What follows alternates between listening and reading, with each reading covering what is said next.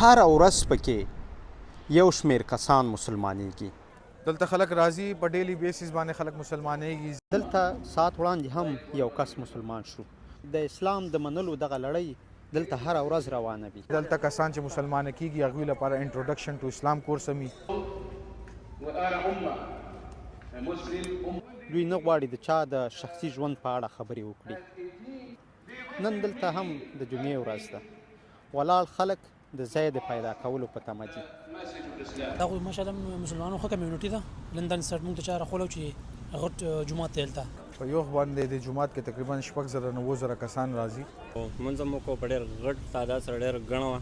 څه په مشکل سره په حال کې راته ځای میلاو شو. اوس د جومات بله برخه د مسلمانانو لومړنۍ قبله جوړولو کار بیا د دوهمې نړیوالې جګړې له امله وځنډېد او د نبي علیه السلام د روضې مبارکې د ودانیو په لاس د ابراهیم صافي د یوټیوب چینل ته ښه راغلاست.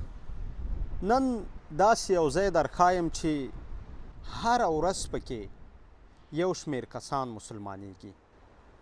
دا چې دغه کسان څوک دي او په څه ډول مسلمانېږي په دې خپرونه کې راسره کتلی شئ. دلته ساعت وړاندې هم یو کس مسلمان شو. د لندن په زړه کې دا هغه ځای دی چې د زرګونه مسلمانانو ترڅنګ د نړۍ له ګوټ ګوټ څخه لسګونه غیر مسلمانان هم ورځي او یو شمېر بیا دلته خپل اسلام هم اعلانوي. دلته خلک راځي په ډیلی بیسیس باندې خلک مسلمانېږي. زیاتر کسان یورپ نه راځي هغه مسلمانېږي دلته. او دا د یورپ ټولو نه غټ جومات دی. ډیلی بیسیس باندې کسان راځي، کله یو راشي کله دوه راشي، خو اگزیکټ تعداد نه معلوم. دغه جومات او اسلامي مرکز د نورو ګڼو اسلامي فعالیتونو ترڅنګ د نویو مسلمان شویو کسانو لپاره بیلابیل پروګرامونه هم لري. او بیا دلته کسان چې مسلمان کېږي هغوی لپاره انټروډکشن ټو اسلام کورس هم وي چې کم میاشت کې یو ځلي. او دلته اسلامیک سرکل هم وي چې کم 1975 نه مونږ شروع کړی، هر هفتې په ورځ دلته کلاسونه وي. دلته نوي مسلمان شوي خلک تر ډیره د کیمرو له لینزونو لیرې خپل اسلام اعلانوي. د اسلام د منلو دغه لړۍ دلته هر ورځ روانه وي.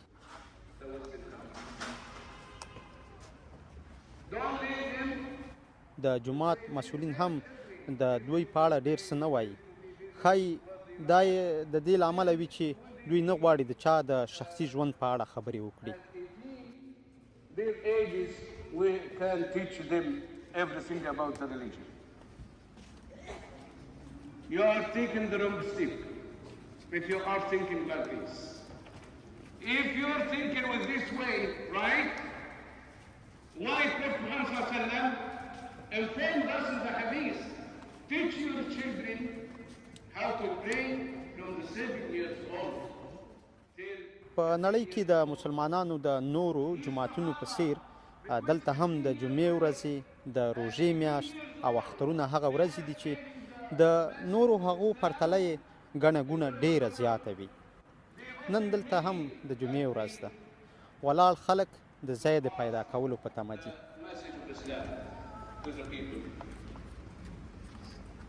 This is the Sahaba, the companions of the Prophet sallallahu alaihi wasallam. If you leave your children as you are thinking. یو څه بل دغه جومات د ښځینه لمونځ کوونکو لپاره هم جلا ځای او نورې اسانتیاوې لري.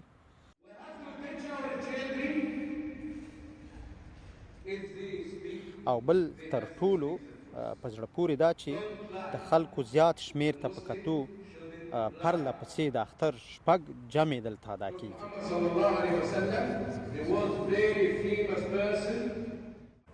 دغه جومات ته د بریتانیا له بیلابیلو ښارونو خلک د لمانځه او لیدلو لپاره راځي. موږ خو سکاټلند نه راغلي یو عمرانه. دا خو ماشاءالله مسلمانانو ښه کمیونټي ده. لندن سټ موږ ته چا راخولو چې غټ جومات دی هلته. موږ راځو جمعې لمونځ به وکړو. ماشاءالله ښه ځای دی، لاندې اوس رسټورانټ هم دی، ښه کانه پکې مېلاوېږي. خلک زبردست خلک مسلمانان دي، ښه کمیونټي ده. ورور بس موږ راغلو ایډنبرې نه، سټوډنټان یو سکاټلند ایډنبرا نه. هلته کې راغلو موږ د لمونځ مو وکړو، د جمعې ورځ وه، نو لمونځ هم وکړو، په ډېر غټ تعداد سره ډېر ګڼه وه، څه په مشکله سره راته په حال کې راته ځای میلاو شو، هلته کې لمونځ مې وکړو دننه حال کې که نه، بیا پکې لاړو کته څنګه چې دي موسکي چې نه خپل یو دننه لاندې کاني ځای دی، هلته کې خوراک هم وکړو، ډېر زیات مزه م ترې واخیسته، او بس اوس یې سره وتو د ملګرو سره داسې روان یو، بس چکر مکر به وو. د لندن دغه مرکزي جومات په دریو برخو ویشل شوی دی. جومات درې چته دی، بیسمنټ دی، فرست فلور، لوور ګراوند فلور، فرست فلور او سیکنډ فلور. د ښځو ځای هم پکې شته؟ ښځو ځای هم پکې شته، تقریبا 1500 ښځو ځای هم شته. نو دا جومات په درې حصو کې تقسیمه ده، دا د زوړ بلډینګ ده، د جومات حصه ده، هغه د کانفرنس روم حصه ده، او دا حصه 2001 کې جوړ شوی. په یو باندې د جومات کې تقریبا 6,000 کسان راځي، او موږ سره لاندې هم ځایونه شته، نور هالونه هم شته چې کله ضرورت وي نو موږ هر ځای کولاو کو لمونځ لپاره. زه هڅه کوم چې له لمانځه وروسته او همداراز کله چې ګڼه ګوڼه کمه شي د جومات نورې برخې هم در وښیم.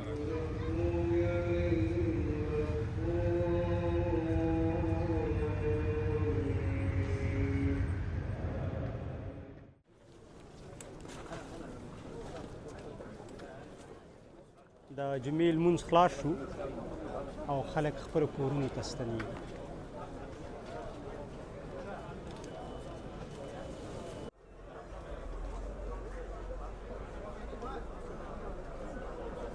ښه نو اوس زه د جومات بېلابېلې برخې در باندې ګورم، را سره اوسئ.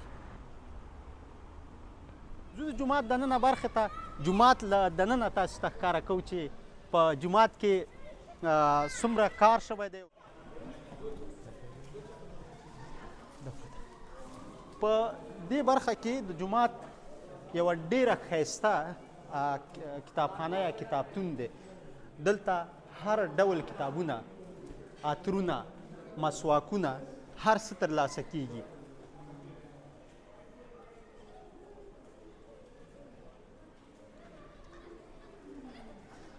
خو یو څه مو باید په یاد وي چې دا کتابونه او دننه د هغه هټۍ یا دکان هغه برخه وړیا نه دي، پاونډونه به پرې ورکوئ، پیسې به ورکوئ. راځئ له ما سره دننه چې دننه برخه یې وګورو چې څه پکې دي. تسبیح دي ډول ډول،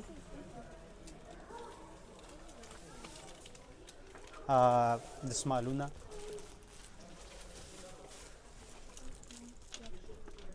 ټول هغه څه دي چې موږ او تاسې هم په وطن کې له دې څخه کار اخلو.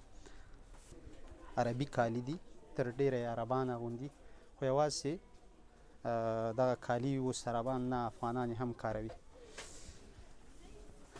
په دې برخه کې نو هغه بېلابېل څیزونه دي.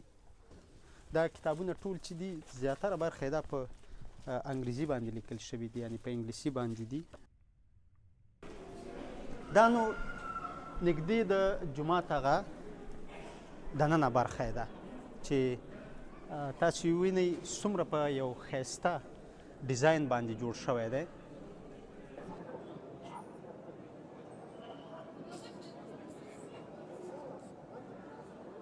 زو لاندې زموږ تلیا لاندې منزل ته، هلته هم د جومات برخه ده، لمونځ پکې کیږي.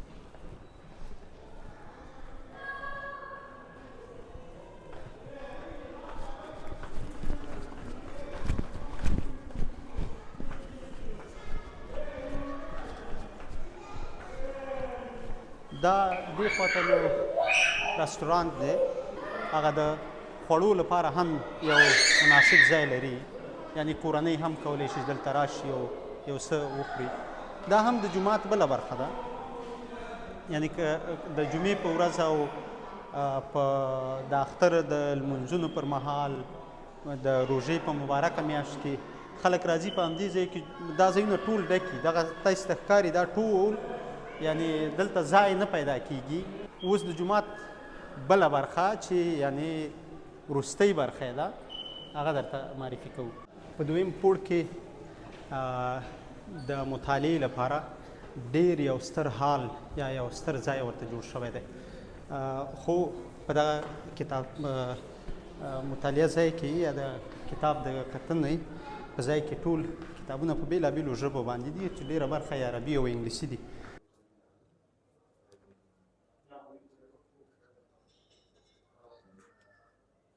کتابونو دغه مطالعه ځای کې د اسلامي تاریخي او ځینې نور معلوماتي کتابونه د کتونکو لپاره ایښودل شوي دي او د مسؤلینو په وینا دلته ډیره برخه لوستونکي نوي مسلمان شوي کسان راځي. د کتابونو ترڅنګ دلته دغه ښایستونه هم شته.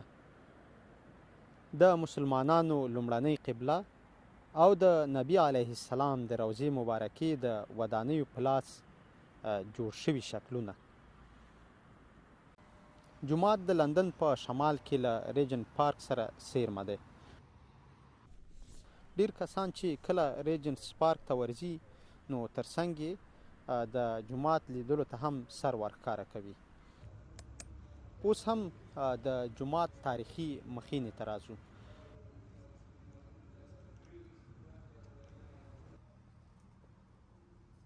په 1940 کال کې د بریتانیا حکومت په دغه هیواد کې اسلامي ټولنې ته د مرکزي جومات ځمکه د سوغات په توګه ډالۍ کړه. د همدې کال په نومبر کې پاچا جورج شپږم د لندن مرکزي جومات د بنسټ ډبره کېښوده، خو د جوړولو کار یې بیا د دوهمې نړیوالې جګړې له امله وځنډېد. بیا د سعودي، کویت، لبنان او پاکستان په ګډون هیوادونو په یوه غږ د جومات جوړولو هڅې تازه کړې. بیا نو په 1969 کال کې د جومات ودانۍ لپاره له ډیرو وړاندې شویو ډیزاینونو د انګریز معمار فریدریک ګیبرټ ډیزاین غوره شو. د جوړولو لګښت لپاره هغه مهال د سعودي پخوانی پاچا فیصل بن عبدالعزیز او د متحده عرب اماراتو مشر شیخ زاید بن سلطان پانګه ورکړه.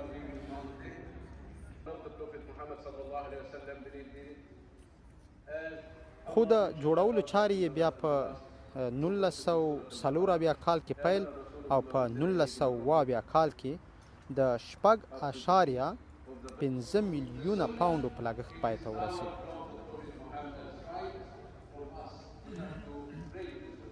پوهیږي د لندن مرکزي جومات او ورسره تړلی کلتوري مرکز دا په بریتانیا کې د اسلام او مسلمانانو د پام وړ مرکز ګڼل کیږي.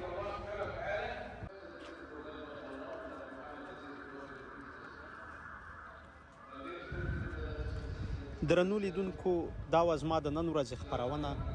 تر بلې هغې مو په لوی رب سپارم. ښې چارې.